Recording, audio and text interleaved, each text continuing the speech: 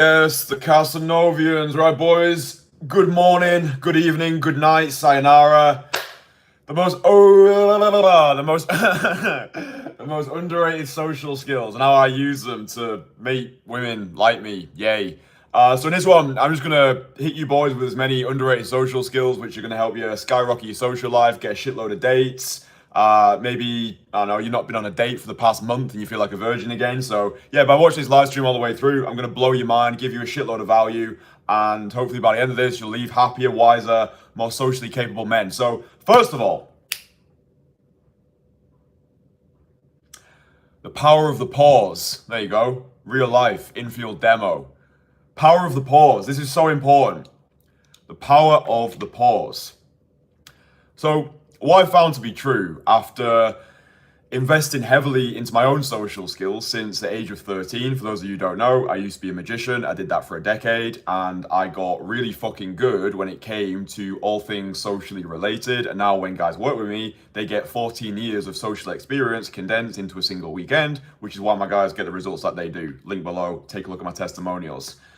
The power of the pause, right? Letting the silence do the work. This is especially important when you want to start creating sexual tension with women who you've just met, right?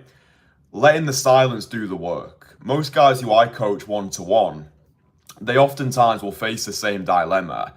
They just speak way too fast. And it's normal, right? Like when you first get started with daytime cold approach, the whole thing just feels very overwhelming. You're nervous, you've got high anxiety, you've not yet acclimatized yourself to having these cold approach conversations. So your brain just wants to get you out of there as fast as possible. And the way that it does that is it speeds up your speech. So then you eject too early and yeah, whatever, other shit happens.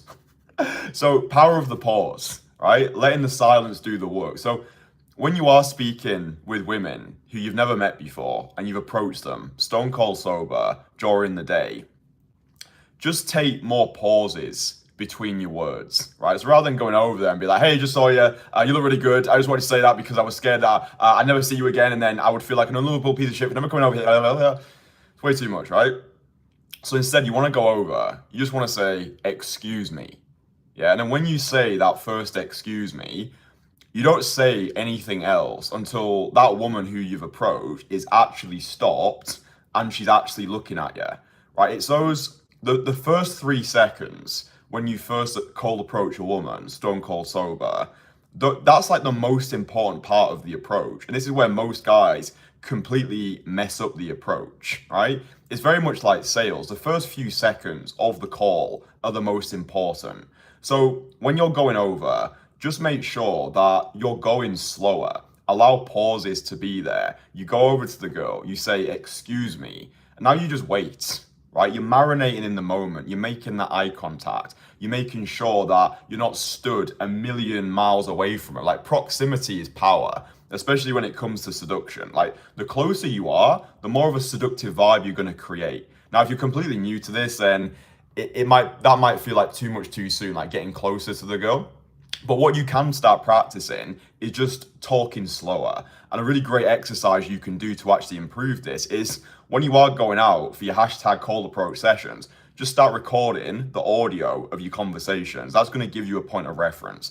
Most guys think that their speech is perfect, right? They think that, oh, I don't speak fast. But then when they listen to themselves back on an audio recording, evidence has got the loudest voice and they can literally hear themselves in real time talking way too fast, like a million miles an hour. I remember I was coaching a surgeon in London 2.5 years ago, and out of everybody that I've ever coached, he spoke the fastest, but he was completely unaware of it. And because when I'm coaching my guys, I can listen in to your conversations, I pulled him up on it.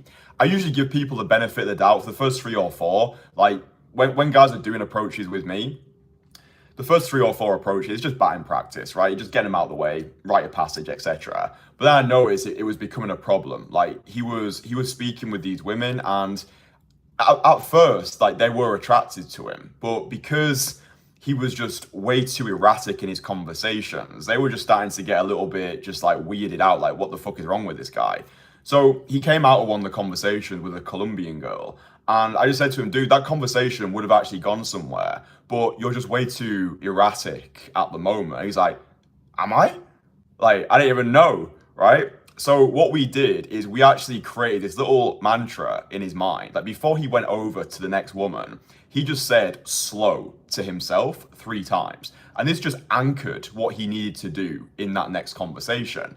And again, evidence has got the loudest voice. He then went over and he met this air hostess, right?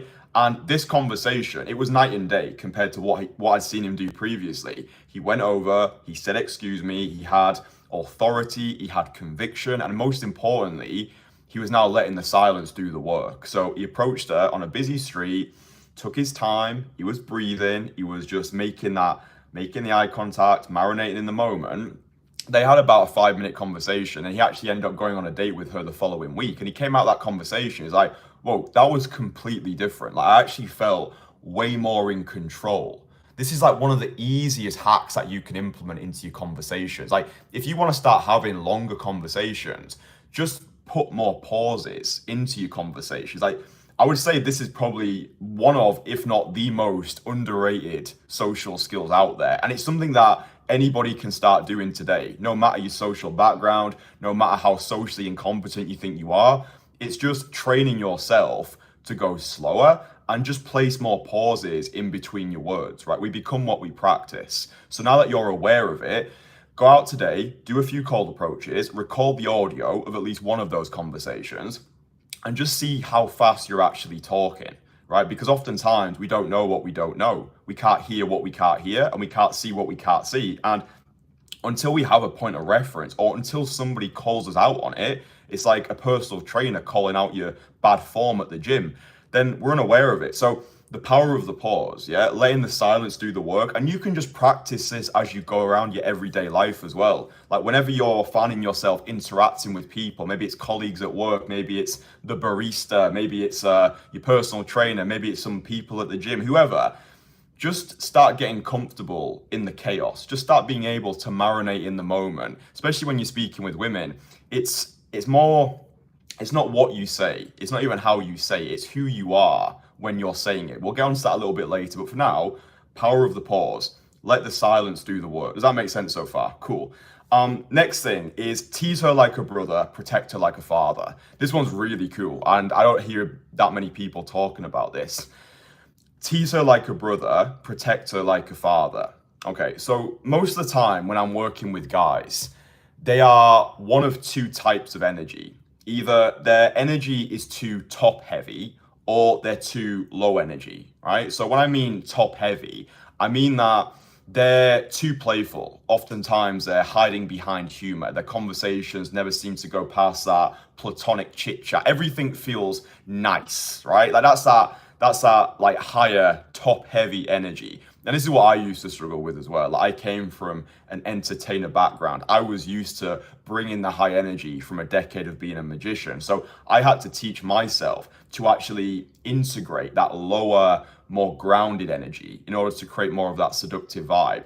But on the other side, you've got guys who are way too low energy. So their conversations, they often feel boring, right? So it's like there's not much enthusiasm, there's not much energy, there's not much playfulness, lightheartedness. So oftentimes their conversations feel as flat pack. So what we want to do is integrate both of these energies, right? That's how we become like the full package conversationally, if you will. So I like to use the analogy of integrating the energy of the brother and the father simultaneously, right? So you imagine a beautiful girl who's got a brother, right? How does the brother interact with his sister? He's not up in his head thinking, am I saying the right thing? No, he's just playful. He's teasing her. He's lighthearted. He's taking the piss out of her. That's that playful, jovial spirit. But protect her like a father. The father has got a different way of interacting, right? He's more grounded. He's got authority. He's got assertiveness, leadership, dominance. Like that comes from that grounded energy, right? So we want to be able to integrate both of these. Otherwise, you're the boring guy or you're like the comedian. You're like the entertainer. That's what I used to struggle with. If you go back, just watch the earliest infield videos on my channel, and you'll just see how my conversations have developed over the years. I really struggled with this. It took me I would say a good couple of years of going hard with the approaching, getting coached, having myself filmed, getting feedback from my coaches, the internet, myself. So, it was a process for me. I had to do a lot of unlearning, which really, I think that's what becoming proficient socially is about, right? It's not so much a process of learning anything new, but relearning that which we already know. Yeah, stripping back those layers of social conditioning so we can connect with our most authentic selves, right? So when you're in your conversations, and again, this is why getting feedback on your conversations is crucial. So just start recording the audio of your conversations when you go out there, because at the moment, you're either bringing too much energy or not enough energy, right? If you watch, what I'll do, I'll link a full coaching series in the description once this live stream's finished, and you can see me coaching a client of mine, Tom, in London. This was an area that he really struggled with. Tom was so low energy that when he was going over to women, he was almost putting them to sleep, right? So part of our coaching experience that I did with Tom in London was helping him bring more energy into his conversations, especially at the start of the conversation. That's how I like to run it. Like when you first go over to a woman, stone cold sober during the day, what I found to work best is having the energy high at the start. So you inject her with a lot of these feel good emotions. And then as the conversation develops and you get more comfortable in her company, and also you've had more reps at that point as well, hopefully, you'll naturally start to lower the energy, and that allows you to start to sit into this seductive stillness. That's how you create that sexual tension. It's very difficult to create sexual tension when everything is very up here, right? It's like a meter. It's like you want to bring it down, integrating the power of the pause, looking at her like you actually desire her, not operating your life like a closet heterosexual. But that's really important. I think this is severely underrated, right? So taking both energies, integrating like the light and the dark, the yin and the yang. Always be asking yourself as well, what does the moment want, right? Because you might go into a nighttime venue and the energy inside that atmosphere is electric, right? You don't really want to try and bring the energy down because there's going to be an incongruency there. Instead, you're going to match the energy and you're going to be high energy. And then maybe if you get some girls from the venue, like one-to-one, then you can bring the energy down. Does that make sense? I hope that makes sense, because this is really crucial. This is something that I struggle with for years, and I'm relaying it on this live stream, so hopefully it can speed up your learning process. So tease her like a brother, protect her like a father. The third thing is calling her out on her bullshit. So this nicely integrates with what we were just speaking about, protecting her like a father. So oftentimes the guys who I work with, they are chronic overthinkers. So they think too many steps ahead and they experience failure in advance, but they're also perpetual people pleasers, right? So I work with a lot of guys who are self-confessed nice guys, right? So they're terrified of rocking the boat or pissing people off. They're scared of saying the wrong thing in case they lose value in the eyes of the feminine. Usually they're in a position of romantic scarcity, so they're worried if they say the wrong thing and piss this woman off, they're not sure when their next opportunity is going to come. So this just creates a vicious, toxic cycle of not truly showing up as their most authentic selves, right? So just calling people out, especially women, on their bullshit, right? So if you're dating a girl and you're on a date with her and she's constantly checking her phone and not respecting you and not respecting the date and not respecting the attention, then it's like, what we want to be doing is just calling out bullshit immediately, right? Because a woman can't be turned on by a guy who she doesn't respect. And this is a big problem that I see. A lot of times, guys who are stuck in scarcity right now, they're focused on acquisition and not retention, right?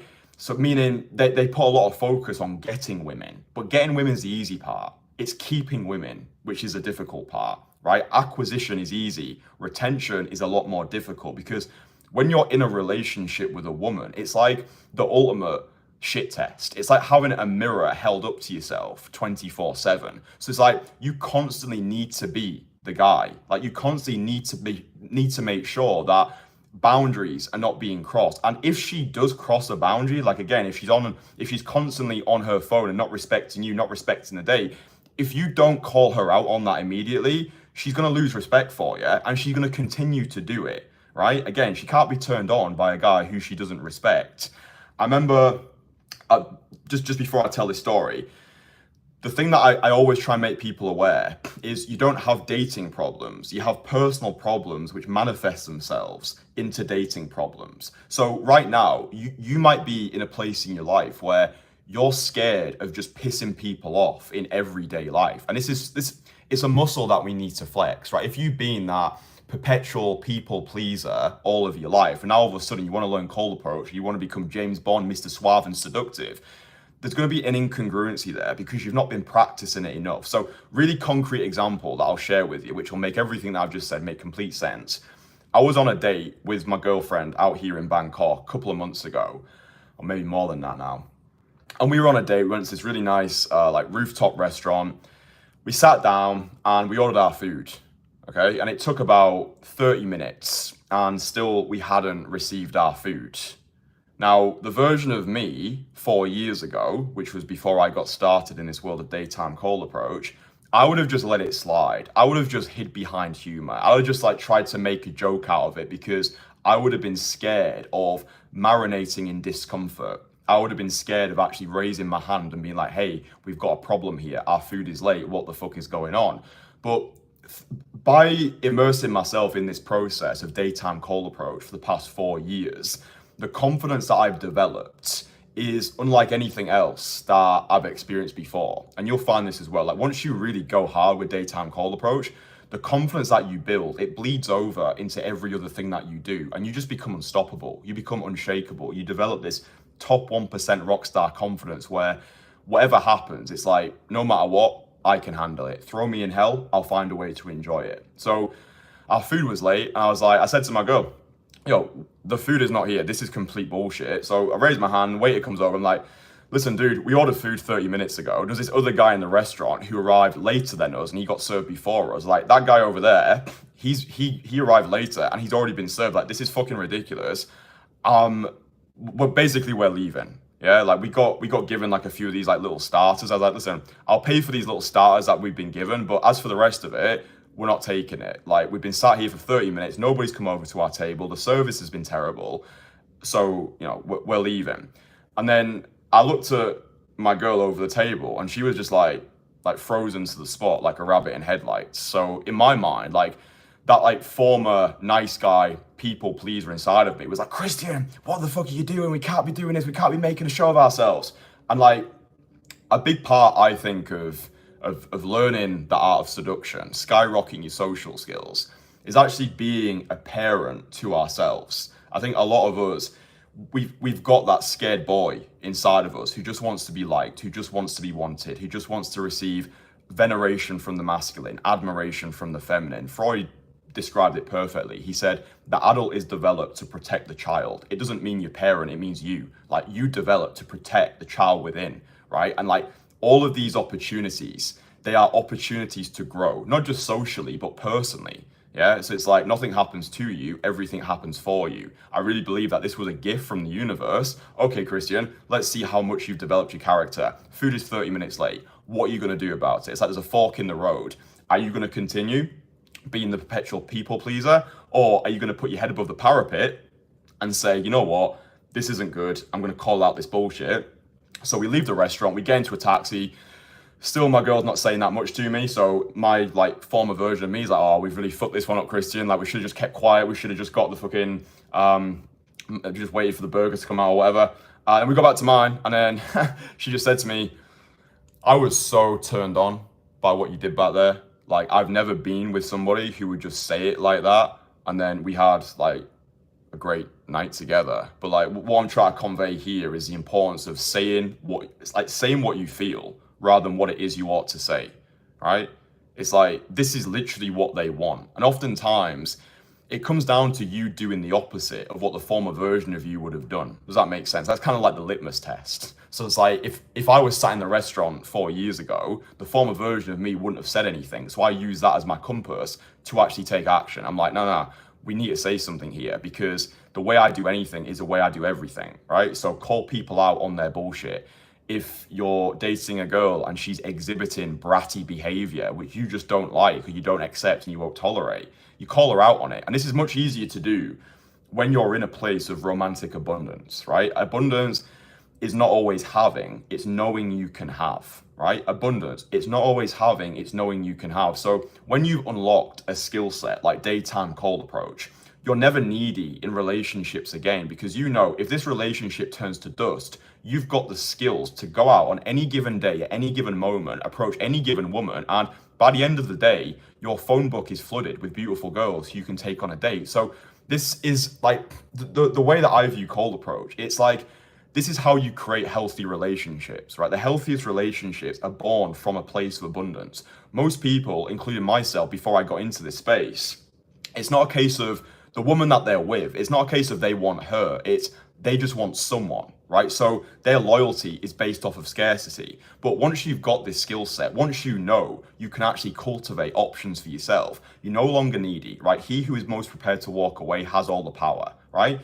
That's what the most healthy relationships are born from this place. So now the girl that I'm with, it's a case of I want her. Out of all the options that I had at my disposal, I've selected her, right? And that's why this is where the healthiest relationships are formed, from a place of abundance. So unlock the skill set of daytime cold approach. If you want to feel what true romantic abundance actually feels like, if you want to live in that constant state of romantic abundance, then unlock this skill set. Do 100 direct cold approaches ASAP.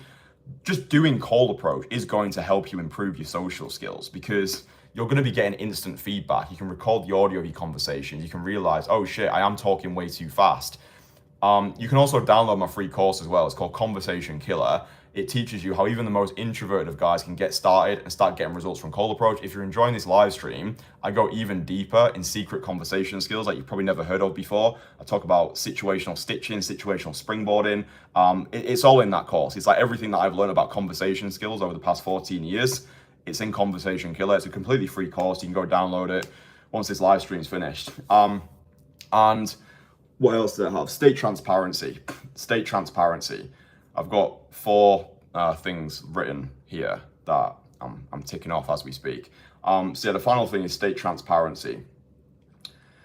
So what I've often found when I'm working with guys is it's like old school pickup, right? Like old school pickup advice. It was all about teaching guys how they can fake masquerading as this personification of perfection, like having no flaws whatsoever. So like what I like to teach is this thing that I call state transparency, right? So like, let's say you're speaking with a woman and you've run out of things to say. Rather than thinking shit, this is going to be really embarrassing, I'm going to lose value in the eyes of the woman, you just announce it, right? You just announce it. You're like, yo, like, I was about to say something, but like you're looking way too good right now. You're distracting me. Quickly, give me something to say. Otherwise, we're gonna have to start talking about our hashtag feelings, whatever. So it's like just being able to say what you feel rather than what you ought to say. It's one of my favorite ways to interact with the world. So it's like oftentimes before you go over and speak to a beautiful woman, you're gonna feel nervous. Yeah, you're gonna feel apprehension. You're gonna have those butterflies in your belly, which are just signs of growth, right? But like one of the most powerful things that you can do is just announce it. But you're not announcing it in like a supplicating, please like me, I'm a sniveling piece of shit type of way. It's like, yo, like I'll be completely real. I saw you. I was like, fuck me, she's well nice. I was kind of shitting it coming over here because I like people don't usually do this. It was like, there's a couple of builders over there watching me. I was like, fuck, what are they gonna think? But I was like, do you know what? I might be dead tomorrow, so I'm gonna come over here, tell you that you look great, and see what's happening. So just being able to lean in to what's actually up here and then vocalize it in a way which humanizes your conversations, right? People connect with people. She's not waiting for Mr. Perfect to show up. She doesn't want a yes man. She wants a man that she can say yes to. And what it shows is supreme confidence in your own skin. It's kind of just what confidence is, right? Just being comfortable in your own skin, just being able to go over to a woman, warts and all, just being like, this is me, take it or leave it. Yeah, it's like, by the way, I was shitting it coming over here. By the way, I've run out of things to say. By the way, insert whatever thing. State transparency. You'll see me do it in lots of my conversations. Like maybe like back in the day, I used to when I was in my party stage. Like I'd go out on a Saturday and I'd be daytime cold approaching on a Sunday.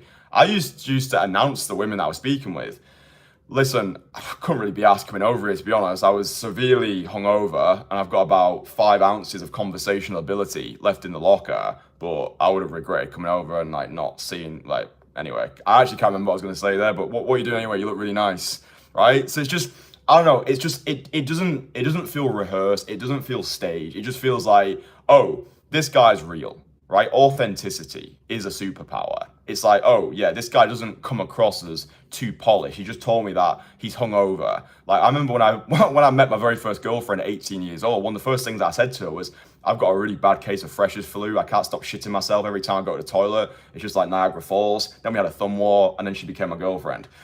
So, like, that was me at 18 years old. Like, I don't recommend, like, if you're a high achieving guy, that you open with that. That was like a juvenile example, but stay transparency. I think just being able to lead with authenticity, like, you'll never worry about running out of things to say again. You'll never worry about coming across as stupid or saying the wrong thing when you just give yourself permission to speak your mind, if that makes sense. So if you found this video useful, then go download my free courses. I've got 2 of them.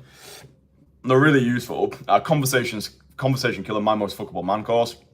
That's like everything that you could possibly need to get started and get results from daytime call approach. I'll link the coaching series with Tom below as well. And also what I'll do is, I've got a full in-field demonstration of how to build sexual tension with a woman that you've just met. So that's like a in-field example in real time. No fancy edits, no cuts, no nonsense, no bullshit. It's just me going over to a girl, stone cold sober in London during December, and immediately building this sexual vibe. And then you'll be able to see the power of the pause, like marinating the moment, the seductive silence. So boys, that description is going to be flooded with insane amounts of value that I hope that you transmute information into implementation. I hope you go out there, I hope you live a life beyond the beige, and I hope you don't die with your music still inside of you. So yeah, if you enjoyed this live stream, if you've taken one piece of practical value, then just drop it a like, let me know you've appreciated it. I do these live streams every single day, so make sure you subscribe, make sure you've got notifications turned on. I'll speak to you boys again tomorrow. All right, love you, bye.